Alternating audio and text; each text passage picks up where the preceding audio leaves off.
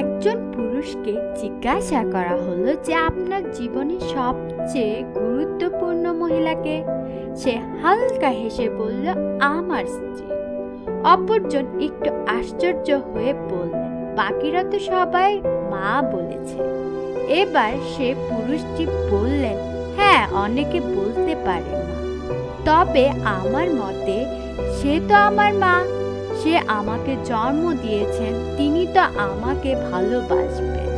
তার সাথে তো আমার রক্তের সম্পর্ক, তার পেট থেকেই আমার জন্ম।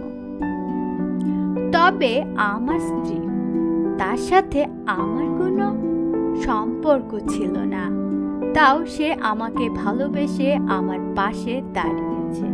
আমার জীবনে সব সময় আমাকে শক্তি দিয়ে এগোতে সাহায্য করেছে। নিজের বিলাসবহুল জীবন ছেড়ে, নিজের পরিবার ছেড়ে আমার সাথে সেই অভাবের জীবনে আসতে রাজি হয়েছে, শুধু আমার ভালোবাসার কথা ভেবে। তাই সে আমার জীবনে সবচেয়ে